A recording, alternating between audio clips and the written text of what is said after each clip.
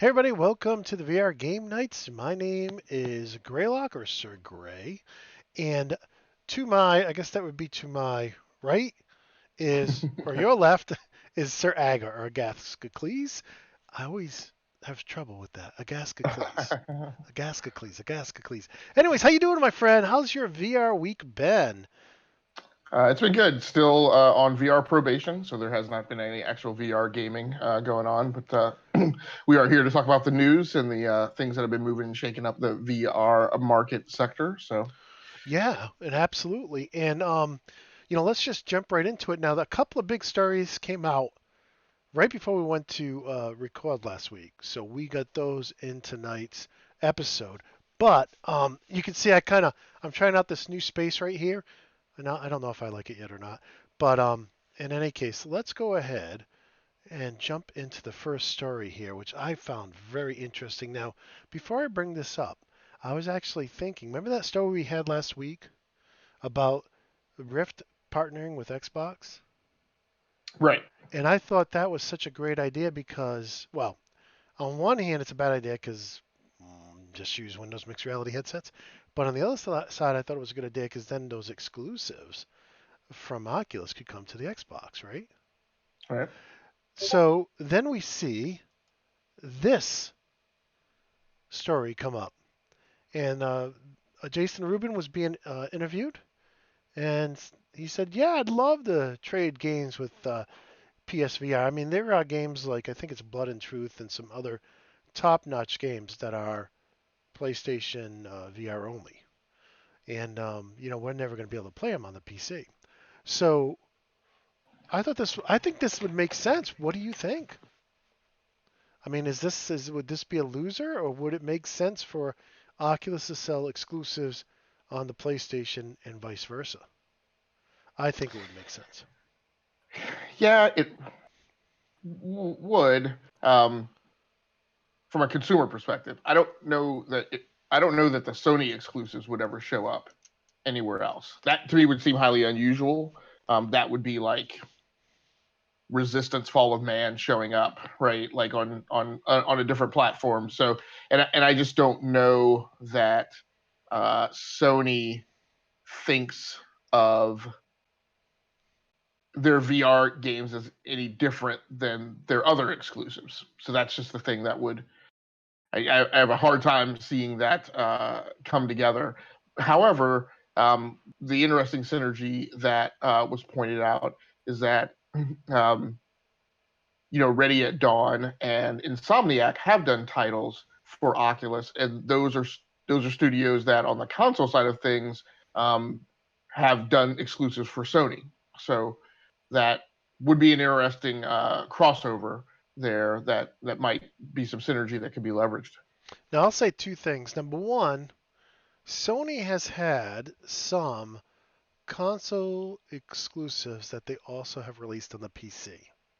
The second thing I'll say on Oculus's behalf is the PSVR has huge market share. There are a lot of headsets out there. I think I read 4.4 million somewhere. And man, talking about making the money back on your investment, you start letting these exclusives out every 3 months on PSVR, you get a whole new audience out there. I mean, just amazing. And if they wanted to, they could include crossplay because Bridge Crew and other games have done that between PSVR and PC. So I thought True. it was an interesting article. So were those first party exclusives though? Were those exclusives developed by Sony Studios? I think so, and I struggle now. When crossplay first came out, right? When people started talking about it, and Sony was talking about how they've been doing crossplay 10 years ago. I think some of the titles they mentioned were Sony exclusives, PlayStation exclusives that were also on the PC. So, but again, we'll need Okay. one of our viewers to tell us, somebody who knows all the details. But I believe there's been Sony's exclusives that have come out on PC. Not a lot of them. Not a lot. I mean, Like you said, Resistance, Nathan Drake, all there are. I know a lot more that didn't. That were right. console exclusive. Now, so some that we can talk about, these are fairly recent, however, are the Quantic Dream games that I understand either have been or are being ported to PC. Um, so Heavy Rain, and I believe Detroit Become Human is headed to PC as well. Oh, all right. I think So it'll so. be interesting. I don't know if it'll happen like it says in this article here, but I think it will be interesting to see if anything comes of this. I think it'd be good for both companies. I don't see a downside. Yeah. The next story we had was this one here. That Facebook, whoops, excuse me, Road to VR. Facebook signs an exclusivity deal to get Assassin's Creed and Splinter Cell VR games. Now, I think for Oculus to have these two huge franchises to be Oculus only would be great. Right, and we should caveat that this is rumor from It's rumor mill, sources yes. familiar with the matter at this point. Yes. Personally, I'm not excited about either game. I mean, I bought Splinter Cell 1. I got Right. about halfway through it and I said, stealth games are not for me. Mm-hmm. And I never played Assassin's Creed. I know my son is into it a lot. I know I have a lot of friends who are into it. But yeah, so I'm not. I mean, do you think either of these titles would? Do you think you would grab either of these titles? Um, well, let me walk myself around to that. So first out of the gate, I would say I feel like a Splinter Cell VR game would work very well, simply because a large part of the at an arm's distance mechanic that we've always seen has been Sam Fisher wearing this three lens night vision visor that he pulls down. So it feels like that would feel natural and organic for you to be have that kind of view scope in your VR plane, and for that to formulate how you viewed the game, right? That would make you kind of feel like you were Sam Fisher for people who were nostalgic about that original Splinter Cell, those original Splinter Cell games. Um, Now, Assassin's Creed, that one's a little more difficult for me to see working well in VR because, first of all, we talk about, well, which Assassin's Creed is it? Because the history of the franchise now is decidedly split between originally being a game very much about stealth and concealment and surprise. It was kind of like just a very fluid hitman. Now today it is a first person melee action adventure game that is almost closer to Spider-Man than those original Assassin's Creed games. But the games, I think one thread that runs common throughout them is the games are highly based on fluidity. The mechanic has gotten better these days, but it's one of those games that I talk about. There's this recurring jar factor where, kind of like Mirror's Edge. Mirror's Edge is an incredibly beautiful and great feeling game as long as you are running at speed and you hit walls and you parkour fluidly. The moment that you miss a jump or slam into a wall or that motion gets disrupted, there's this several seconds of unsettlement, of disturbance, where you feel like the game feels janky, and then you kind of settle back into it. But those games of fluidity are hard if those action motions aren't smooth and those animations aren't smooth, and collision detection isn't like just perfect. And quite honestly, they need a certain degree of compensation for not great gamesmanship, right? Yep. And if you remember back to the Assassin's Creed, like, you constantly had the problem in the very early days where the game was trying to help you so much that you were frequently mantling and parkouring surfaces when you were like, no, I was just trying to like walk up to the wall, like I didn't want to actually climb it. So Assassin's Creed feels like a tougher play to me. Um, that all being said, getting back to your original question, would I go in for either of these games? I don't know, because maybe I'm a little bit more discriminatory about what VR games I play. However, when I look at my metrics and my data, what I'm realizing now is I play a lot of Ubisoft games, particularly throughout the year. I mean, to the point where, Ubisoft launches this Uplay thing, and I scoff at it like I do at any publisher releasing their own subscription service. Hmm. But then I go, well, wait a second. I bought the Division 2 this year. I bought Trials Rising. Um, uh, Man, I'm gonna buy Ghost Recon, and I'm like, that right there justifies right the money I would have spent on a subscription, paying 10, 15 bucks a month or whatever. So I have to say, I would like to say no, these aren't games I'm gonna go in for, but to skew away from the risk of being a hypocrite, anything's possible when it comes to an Ubisoft game for me, I guess. I kind of think of Assassin's Creed as being a very athletic game. And I don't think the game basketball, like actually not throwing free throws, but actually trying to run down the court and slam dunk. I Right. don't think that would work in VR. You need too much bigger play space. And I feel like the kind of moves you would have to do in Assassin's Creed, to me it just I don't know. It'll be interesting to see how they pull it off. I think the Beat Saber, and really Beat Saber is great because you're moving your arms and then you step or crouch. Yeah. So you don't really need a big play space. Whereas Assassin's Creed and some of the moves he pulls off, it's interesting. Interesting. Well, let me take a pause here and ask a larger philosophical question.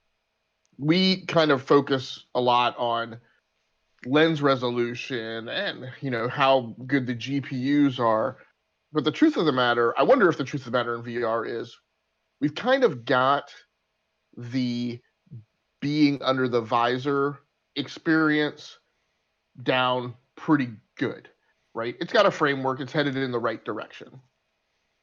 And this is where I get to Splinter Cell, which is kind of like the characters in this visor that seems natural. What you just mentioned is where I feel like there's a big shortfall in VR, and where maybe like the application of the label is a little misleading. It's not really virtual reality. Well, we kind of have this virtual sight right now. The next leap to really truly make this VR and provide maybe what I would call truer VR experiences is the locomotion. We just don't really have it now. Like you mentioned, you can kind of duck in some games, but the notion of full body locomotion, things like the Halo walking around experience, that's where there's a significant shortfall. And I feel like, and it's where I get to the, we're just not. It's my thing of call me when you have the holodeck, right? Um, Yeah. but I mean, I can now see that there is an incremental step up. I think there was a product you had a news link on maybe last episode or the episode before where you just add knee bands that can detect leg motion. As we've talked about again, last episode we talked about games that repeatedly kind of, I don't want to say shortcut, but we have this limitation because we have so many games that just don't implement legs Yeah. because we don't have sensors for them, and that's like the next step that needs to be taken. I feel like. Yeah. I see a lot of pictures of people playing with their quests, and they're kneeling down, they're sitting on the ground, they're lying down, and that's really cool. And I moved my game room around a while back, and I kind of regretted it because I liked having that big, I don't know, 10 by 10 area to play with my original Rift CV1. And when I moved my room around, I didn't think I was going to use it anymore or whatever I was thinking. I was like, no, I want everything along the walls, around the entire room. I want the entire middle, especially with the Quest. Now I don't have to worry about distance from the PC. So I think we're getting there. I think we're getting there with the wireless technology. Um, but still, I do remember, the first time I got up and walked around my cockpit of my Sidewinder in Elite Right, Dangerous, and just was able to right, get down on my knees and look at the fine text on the pipes. It's, right, things like that. It's cool. Um, right, right. let me switch over to our next story here, and this one is kind of near and dear to my heart because we've started playing No Man's Sky again on the Gamers Show. We've been playing Elite Dangerous for 3 seasons now, for 3 years, and we did play some No Man's Sky, probably 20 episodes or 10 episodes. But we started from scratch because we're in anticipation of the summer release patch for No Man's Sky called Beyond, which is kind of curious because the update for last year for Elite was called Beyond. Um, but in any case, we're looking forward to playing that game in VR. Sean Murray now we don't know when the release is coming out. We think it's very soon. He said summer, but he's done a lot of interviews lately, and this one Yeah, was pretty and surprising. was it last year's expansion like very late July or August? Yes. Yeah, so I feel like I've been predicting that it would be roughly the same time frame this year. Yeah, and I'm the type of person that says, look, rather it be late than Right. good, than early and bad. But Right. here's what he's saying. He gets to look at some of the data, and he sees that out of the, I don't know, 4 million No Man's Sky owners, people who have the game, a million or have over a million have VR headsets already. Yeah, 25%. Yeah, so that's pretty amazing. That's why you've probably heard him say they on day one they could be the biggest VR game. I don't know. I mean, a million. I think some of the PlayStation games have sold that easily. There's 4 million PlayStation headsets, so I mean, I'm Yeah. sure some of the top games have sold a million. But anyways, I thought this was interesting, and No Man's Sky is fun. They only announced two of the things that they're releasing in the update. One is the No Man's Sky Online, which makes it kind of like a MMO light. Don't know what that means. Um, the other thing is VR, but they didn't announce the third thing. And if Sean Murray was listening, I would ask him to please fix the three-screen view because the text, all the menus stretch. The graphics look great, but the menus don't. They're unlegible. Please, please give us HOTOS controls and fix the ships so they fly correctly. They don't like play Elite Dangerous for a little bit and then go fly your ships. Your ships don't fly right, or at least let us change the controls so they fly like Elite ships. But they're very hard to control in space. Um, Yeah, that's a large part of why that game is still sitting in my Steam backlog, and I haven't fully engaged on it yet. Is don't I convinced myself that I would be willing to play it with keyboard and mouse, but the reality is I'm not interested in playing. So I've spent money on flight control systems and joysticks, right? Like I would like to be able to use them. So I mean, it works good. I mean, the game controls good in first person yeah, or third person mode with the Xbox controller, okay, but the ships still just feel like they don't feel like planes. They don't feel like spaceships. They're kind of you don't feel in control sometimes. So that's what I would say. right, But I'm still a big fan of the game. yeah, yeah. Can't wait for it to come out to VR. Oh, what do we get Very going good. on next here? The next story in the list? Is this the so this is son of billionaire Rupert Murdoch makes huge investment in location-based VR provider The Void. This news story was sourced from VR Scout. Um, so this is his kid, right? Yeah. So we know who Rupert is. Big media mogul, head of the Fox media empire. And James actually for a period of time was the CEO, maybe, but yeah, he's made a $20 million investment in this company, which is a sorry, I thought it was a British American company, but you know this is a company that provides uh, lots of experiences, including Star Wars, Secrets of the Empire, Ralph Breaks VR, and the Ghostbusters Dimensions game. Um, I want to say, are these the Halo guys? I don't know if these are the location-based Halo guys. But point is No. that this is. Go ahead. I'm sorry. Go ahead. No, I was gonna say the Halo. I think is a Microsoft like a mobile show that they're bringing to I, several cities. I know it's backed by Microsoft, but I thought it was a different company that actually implemented it. But I'm not sure. But at any rate, this is just another company that's been doing these location-based experiences that allow multiple people to be in the same kind of or in a coordinated VR environment, and have a little slightly greater locomotion than you normally have when you're playing on your own PC. So nothing really significant in terms of serious details on what the plan is for this, but it's just a note that a person has flushed, you know, a large degree of capital into the market, um, for a company that's doing something slightly unique, even amongst VR, and that it's an indicator of market health, but also the potential for bigger things to come out of it. And again, James Murdoch has seeded $20 million into it, but this is a person who has billions and could at any point say, man, I feel like giving those guys some extra money today. So um, I don't know Hey, that give us some money too. We could definitely right, use an upgrade. right.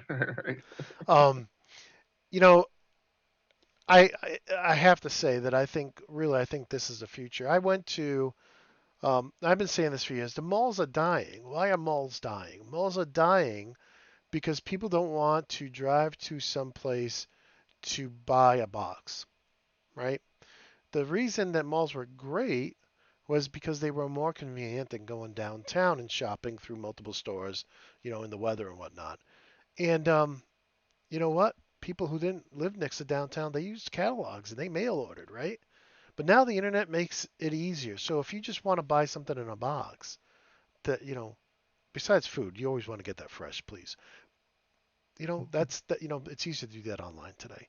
However, malls still have a place. There can be a place to go. I used to go to the mall to watch movies because they have a great cinema at my mall. There's nothing else in the mall but the cinema, but it's still awesome. And I think things like Dave and Buster's, and I think things like this. Actually, in Albany, I went to the mall. They had an escape room, and it was professionally done. Like this is a chain of escape rooms, professionally done. Like I felt like I was at really like an amusement park, like a Walt Disney. That's how professional it was. And it was it cost about the same as a movie ticket and a popcorn and a soda.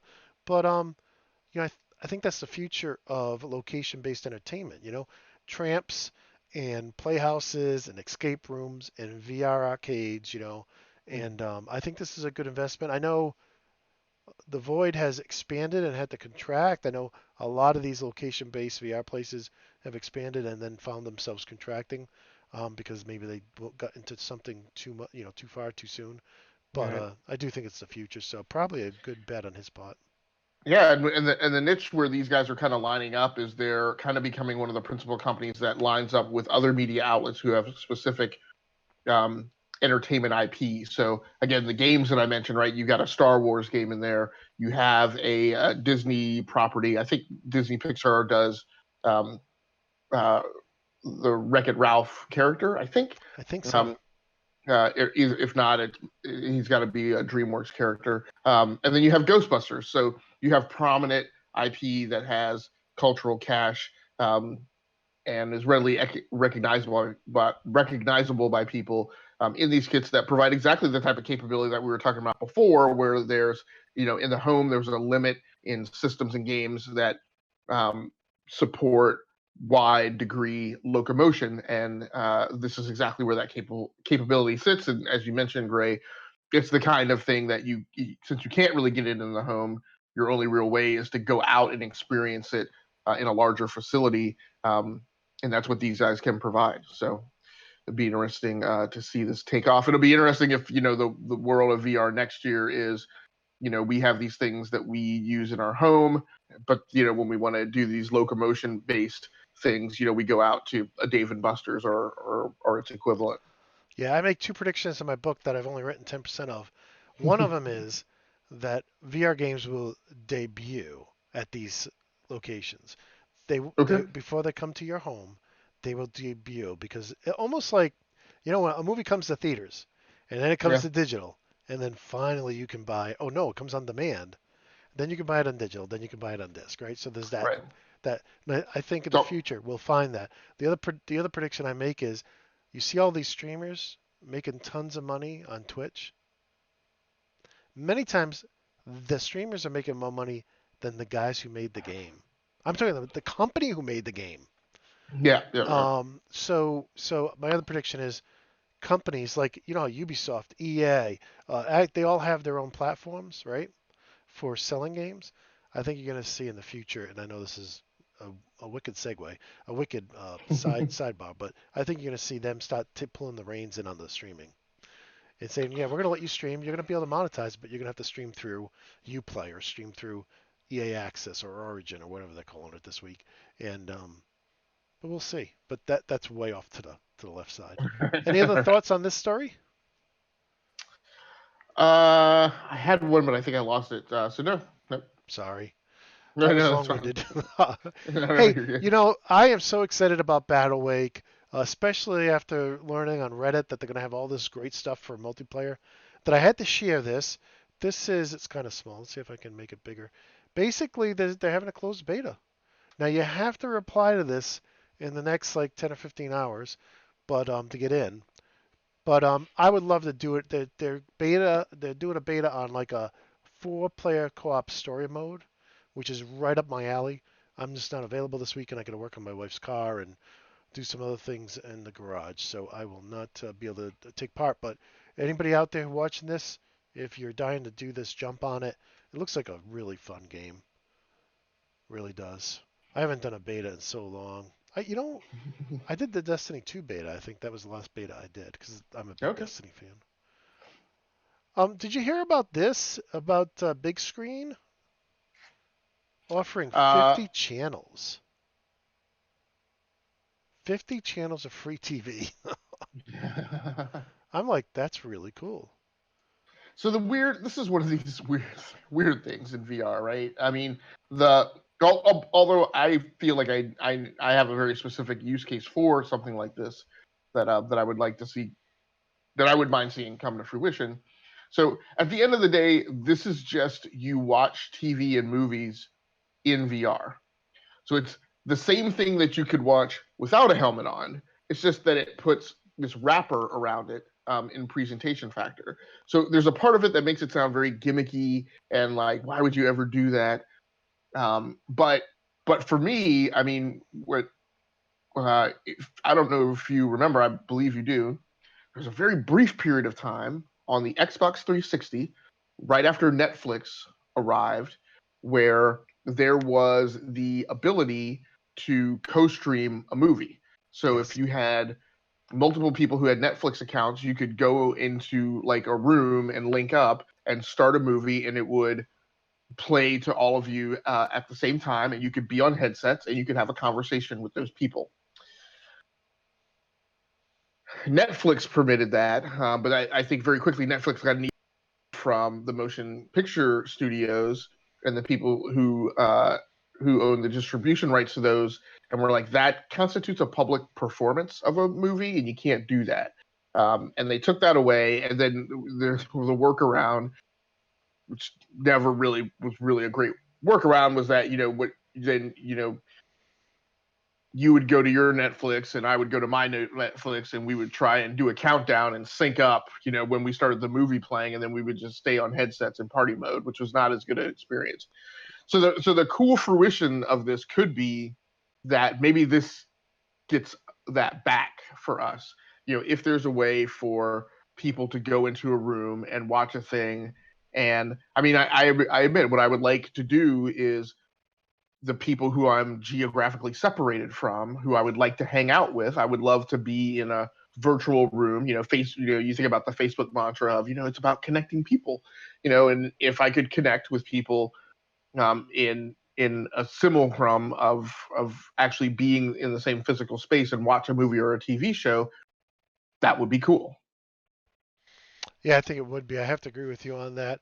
I'm kind of surprised. I know Facebook has done something with like Facebook Spaces and whatnot, and I haven't tried any of them. Um, I think I was the only one I knew who had a Rift until you and Downriver bought your Rift S's. So I'm Right. I'm starting to get some Rift friends, but yeah, this is interesting. I don't know on all of these channels if there's anything I like. But it would be cool if there was a premiere of like our favorite show and we could all get the gang together and all sit on a virtual couch and watch it and do like the mystery, science theater and comment all the way through and whatnot. But Right, right. fun times, fun times. But I feel like this is exactly what this thing is going to. They're trying to do the same thing. They are trying to um, have something that gets streamed to you while you can also display it for everyone else. And I'm like, as far as we know, that like the copyright people are not going to be pleased with that. We'll see. it, Yeah. it sounded from reading the article like they negotiated this as a deal. So we'll see. We'll see what happens. Yeah. Let's see what's next. Oh, I got to bring up this, and I don't know why. I usually try to spread out my articles between Upload and Road to VR. Well, I guess I did. I'm looking at all the tabs here on my screen, and I guess I did. But this next article is again from one of our 3 or 4 favorite sites, Road to VR, and it's 5 great ways to celebrate the 50th anniversary of the moon landing, right? And they actually came up with some good stuff. Now, I actually picked up Apollo 11 on sale. I haven't tried it yet, but I heard great things about it. Um, I don't know if the big screen TV ones are any good. The home VR spacewalk, I haven't tried that. That looks very cool as well. Um, so I just wanted to throw this out here. The mission ISS, one of them was just like it was like Mist. You would teleport to a room and then you could look at it, but it was like it wasn't interactive. So I don't know if that was Mission ISS or not. But have you tried any of these space games? I have not. No. I would say one of my favorite games, and it does not use motion controllers. I wish it did, because it gives you. It was my first VR space game, and it truly feels like you're floating. Is Okay. Adrift. The game is called Adrift. You have to use a controller, right? But man, it really, really feels like you're in a damaged space station. Like what's the Sandra Bullock movie, Gravity? I mean, it feels like that, and Yeah. it's Yeah. so cool. I wish somebody would buy the IP and make a add the motion control support to it. Right. Right.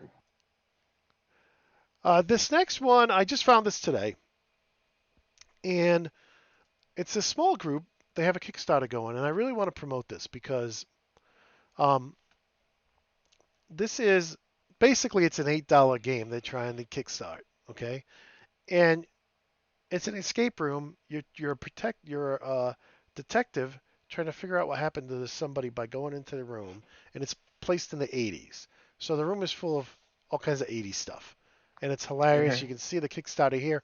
There'll be a link to the Kickstarter in the description, of course. Like we always put our links in the description every week. But I really, really, I really like this. Is very small. 2 people developing it apparently. So I wanted to give them a lot of props. I kickstarted it right away, $8 to go into my bedroom as I was a kid in the 80s and try to figure something out. I couldn't.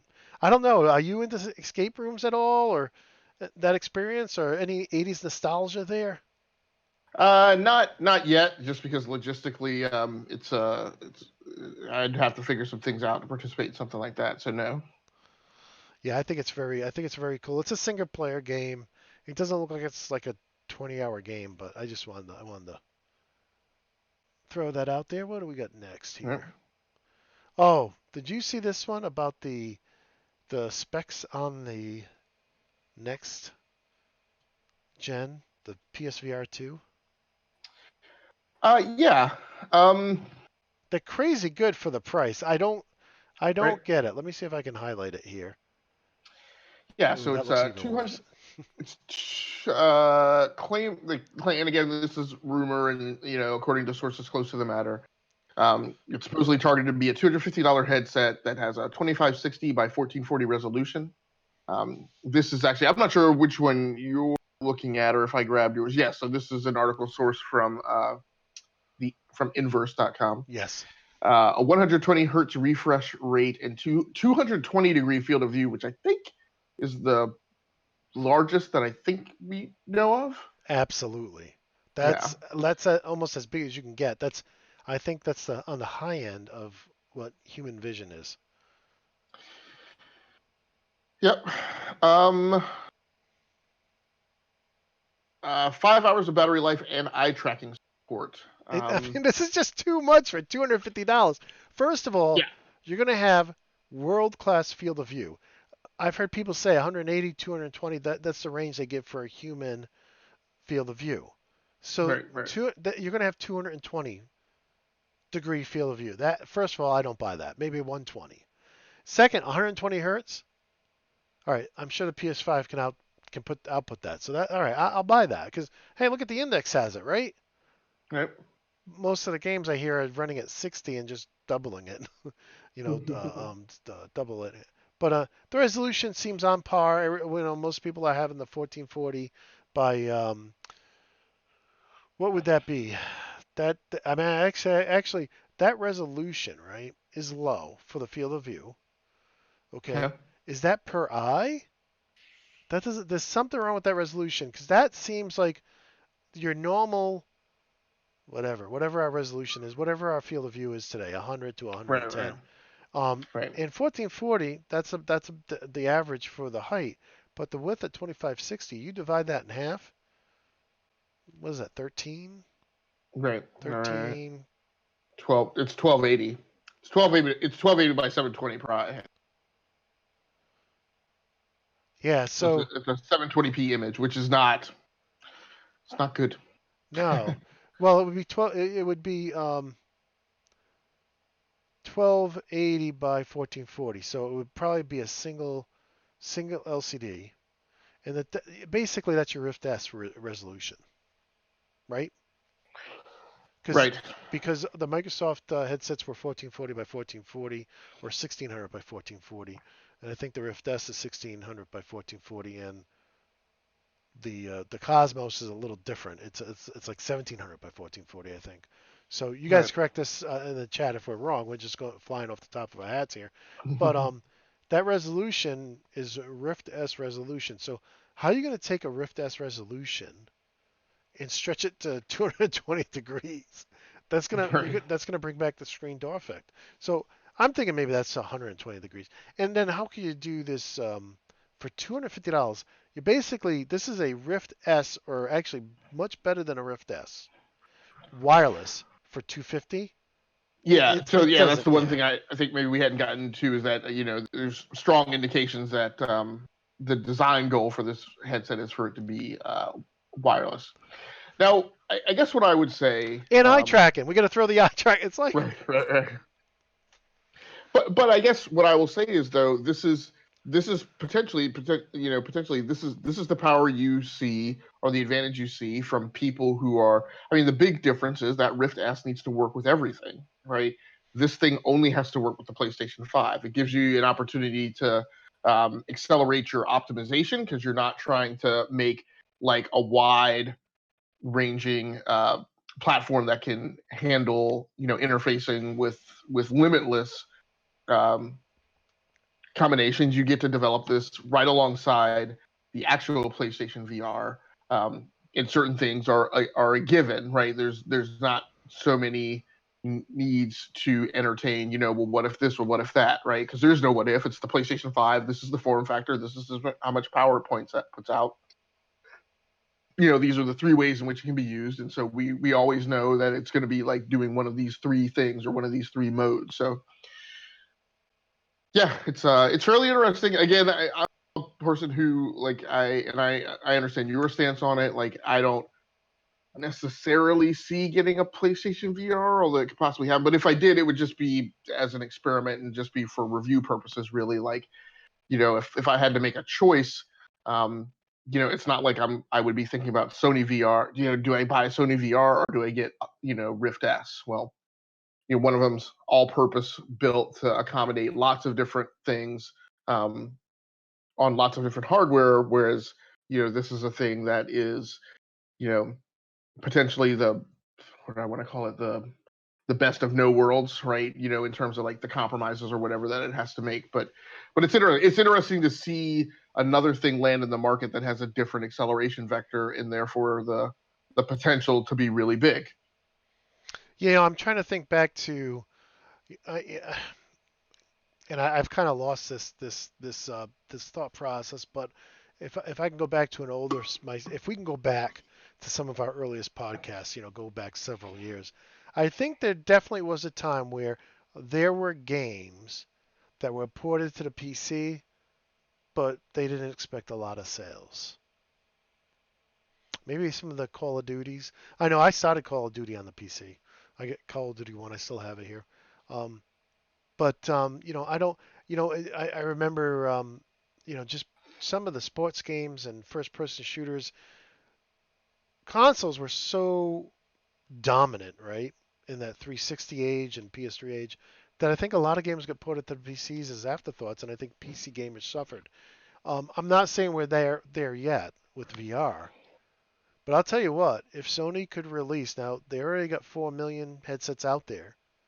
If they could release with their next gen PC, uh, uh, um, something even at $300 that's better than what we had this year and 25% cheaper, I mean, they could own the VR market, like the biggest Right. part of it. I mean, you'll Yeah. always have your super enthusiasts who have to have the best resolution and the best rig. You'll always have in the widest play area, right? You'll always have those people who want the mobile version. But man, if they could pull it, I don't think that article's right. But if they could pull it off, I definitely would see them probably dominating the VR market for that next gen. Yeah. Am I crazy? Yeah. Um.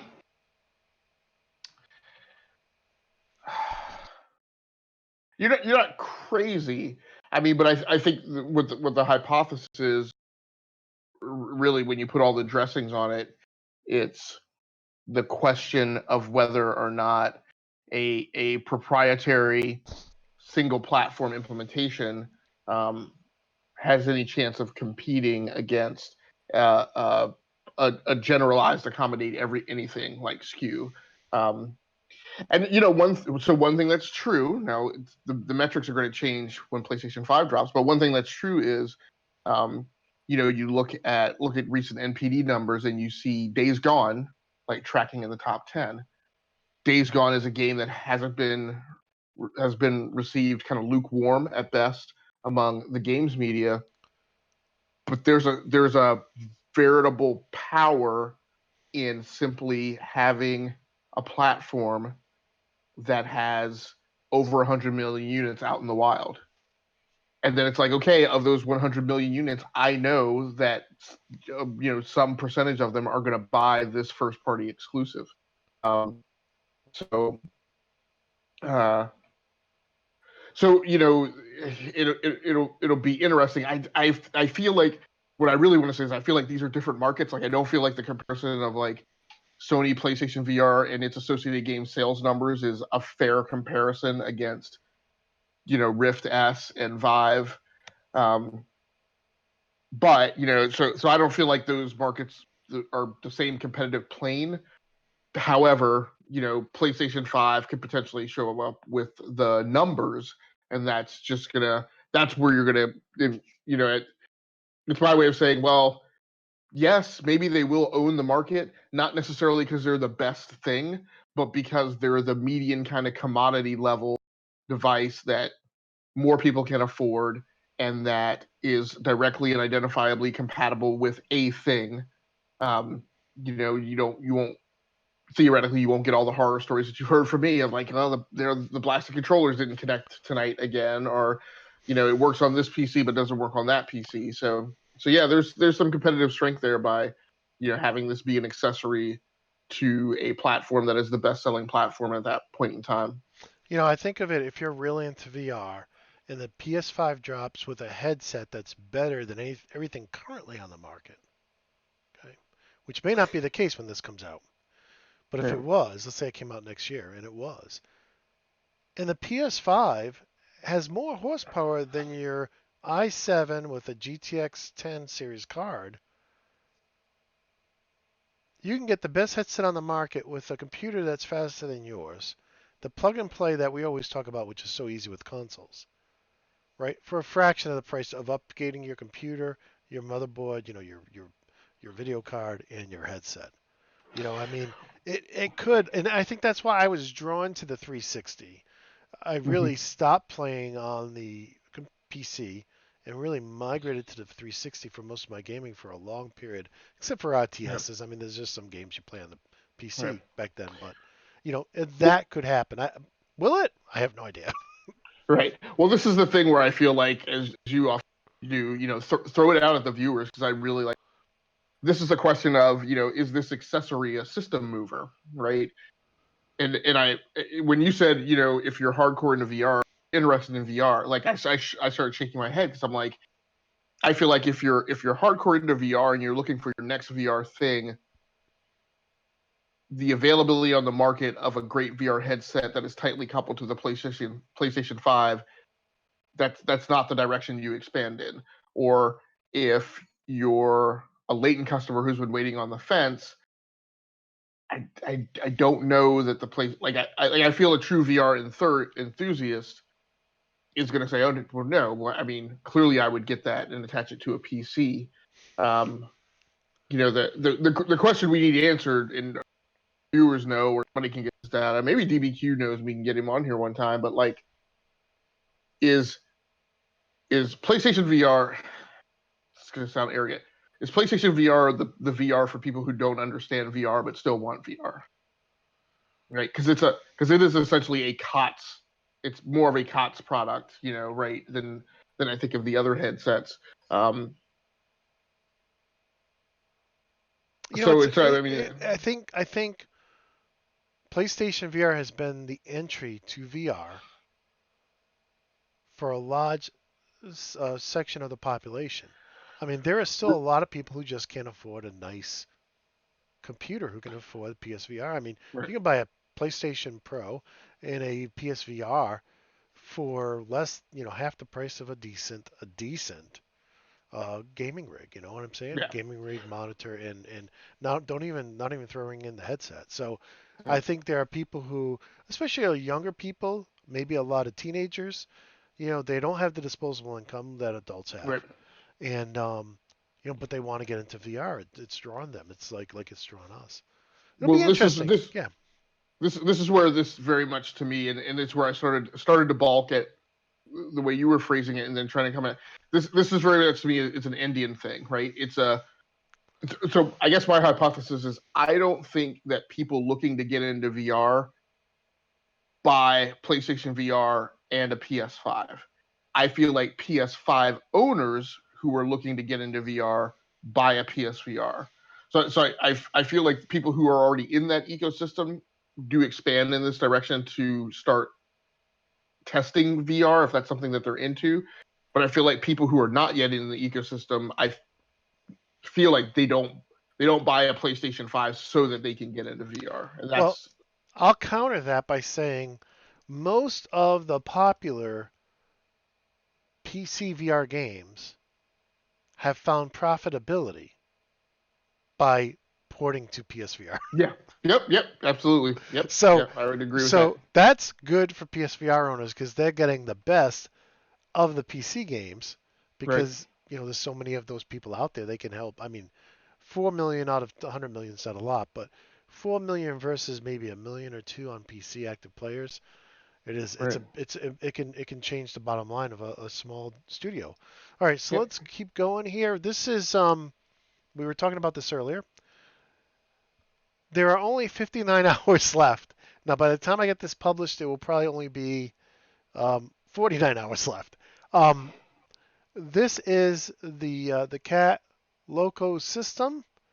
The one, it's tough with Kickstarters. I kickstarted the Descendant Studios remake of Descent, and that's kind of tied up in litigation because the publisher, I think it's Little Orbit, wanted them to redo the whole. It's a total nightmare.